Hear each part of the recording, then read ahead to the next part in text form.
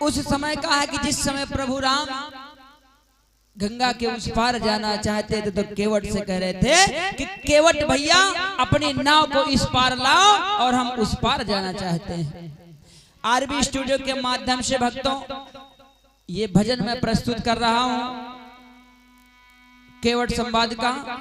और प्रभु राम केवट से कहने लगे कि केवट भैया कि मुझे कर दो गंगा पार। एक केवट भैया कि मुझे कर दो गंगा पार, हमें बन जाना है।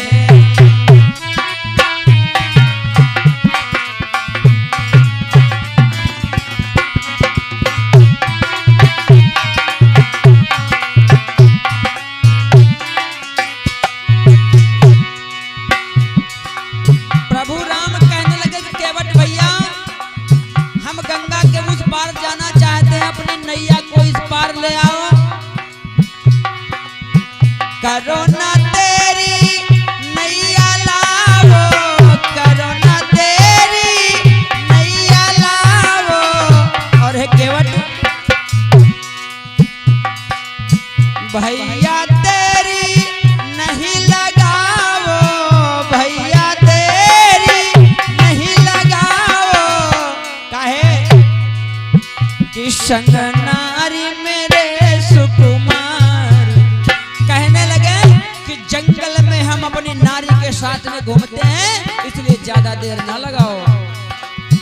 कि संग नारी मेरे सुकुमारी, हमें बन जाना है।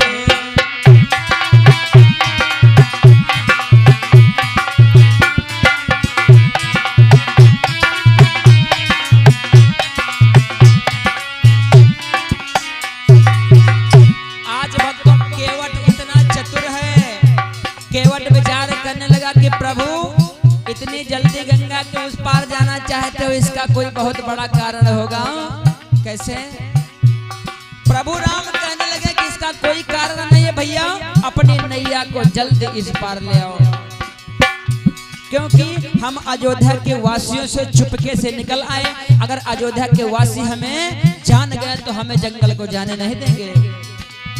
जान सुमंत्र या घर जब पई है,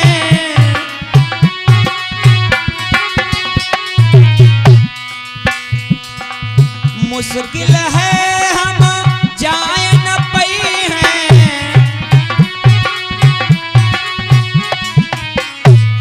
और केवट अगर हम वन को नहीं जाएंगे तो हमारे पिताजी का वरदान बेकार हो जाएगा और हमारे पिताजी का मान सम्मान भी खत्म हो जाएगा। अगर सुमंत्र जान गए, अयोध्या के वासी जान गए तो हमको जंगल को जाने नहीं देंगे। इसलिए कि पितु मिथ्या वचन हमार, हमें बन जाना है।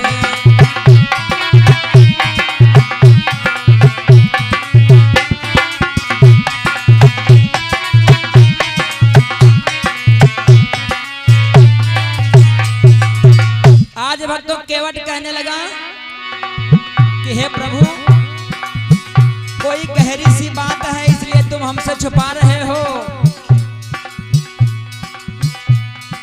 केवट पूछने लगा प्रभु हमसे ना झूठ बोलो, कोई बड़ी बात है तो हमसे बता दो, हमसे चतुराई करते हो तुम तो। करो ना प्रभु हमसे चतुराई,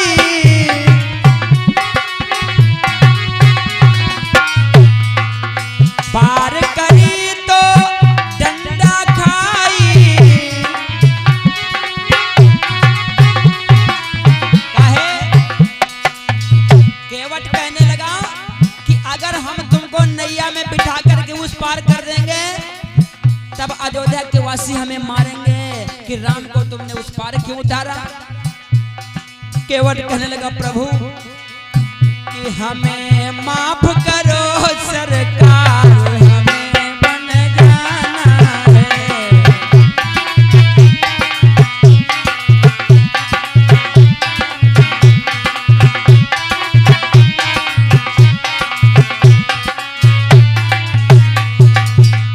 केवट पूछने लगा कि प्रभु का धर्मा तुम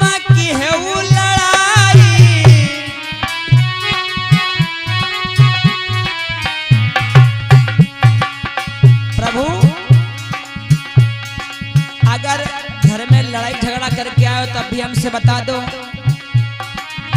का घर माँ तुम की है वो लड़ाई, पार करी तो डंडा खाई। और प्रभु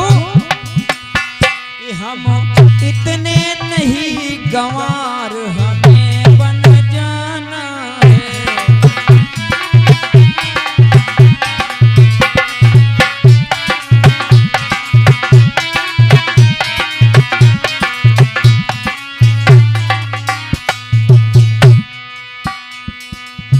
आज केवट कहने लगा कि भगवान चलो सब बातें छोड़ो, अगर तुमको गंगा के उस पार जाना है तो सबसे पहले अपने पैरों को धुलवाना पड़ेगा। अगर पैर धुलवा सके तो उस पार जा सकते, वरना हम अपने नाव में नहीं बिठाएंगे। क्योंकि तुम्हारे पैर, जहाँ पर तुम्हारे पैर की धूल पड़ जाए तो पत्थर का टीला बताओ नारी बन जाता है।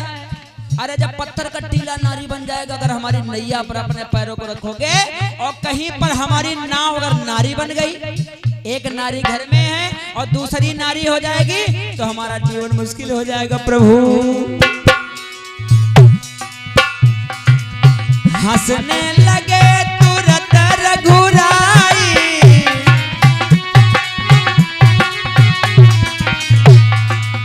श्रापित शिला नारी भव भाई।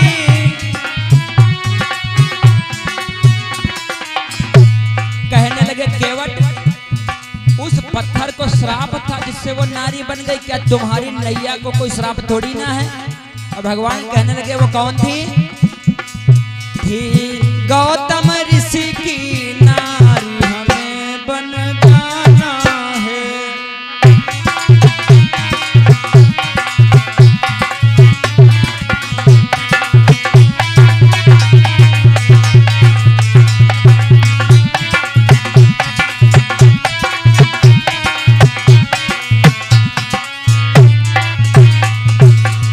भगवान राम कहने लगे कि केवट, वो गौतम ऋषि की नारी थी, उसको श्राप मिला था जिसका नाम था अहिल्या, वो पत्थर बन गई थी, कि तुम्हारी नैया को कोई श्राप थोड़ी ना लगा है। केवट कहने लगा कि भगवान का हमारी नाव को कौन श्राप लगा हो दादा, दो मेहरुआ हो जाए घर में, एक को तो हम खवाने पे दूसरे का खवाई पे। देखो भक्तों विचार करना, प्रभु राम अपने जीवन में कभी भी धोखा नहीं खाया, लेकिन एक केवट से धोखा खा गए। कैसे? प्रभु राम ने कहा कि केवट, तुम्हारे घर में दो नारी हो जाएंगी तो सबसे अच्छी सौभाग्य है, क्योंकि उनकी किस्मत अच्छी होती है कि जिनके घर में दो दो नारियां होती हैं। जिनके घर में दो दो नारियां होती हैं उनकी किस्मत बहुत अच्छी होती है। भगवान ने बताया कैसे? बहुत भाग्य वाले होते। किस्मत होती जिनकी भारी, एक से दो होती है नारी। प्रभु ने कहा कि केवट, उनकी किस्मत सबसे अच्छी होती है कि जिनके घर में एक से दो नारियां होती हैं।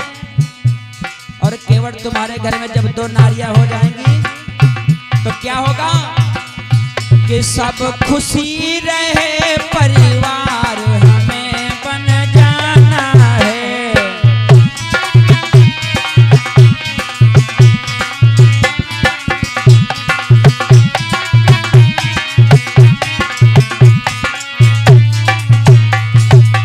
आज भक्तों इसी स्थान पर प्रभु राम धोखा खा गए। जब कहने लगे केवट तुम्हारे घर में दो नारियां हो जाएं, तो केवट कहने लगा कि प्रभु अगर तुम्हारे तीन माताएं नहीं होती तो शायद तुम्हें जंगल भटकना ना पड़ता। तुम कहते हो कि दो नारियों से अच्छा परिवार चलेगा। तुम्हारे पिताजी के तीन पत्नियां थी, इसलिए तुम जंगल में घूम रहे हो। भगवान हमको दो नारियां नहीं चाहिए। आज प्रभु राम मुस्कुराने लगे, बोले केवट तुम तो बहुत चतुर हो, तुम तो बहुत चतुर हो। और आओ, अच्छा तुम हमारे पैरों को धुलना चाहते हो, पैर हमारे धुल करके हमको गंगा के उस पार उतार दो। आज भक्तों केवट कठौते में जल लेकर के आया, भगवान राम के पैरों को धुला। और क्या हुआ? प्रेम से प्रभु ने चरण धुलाए,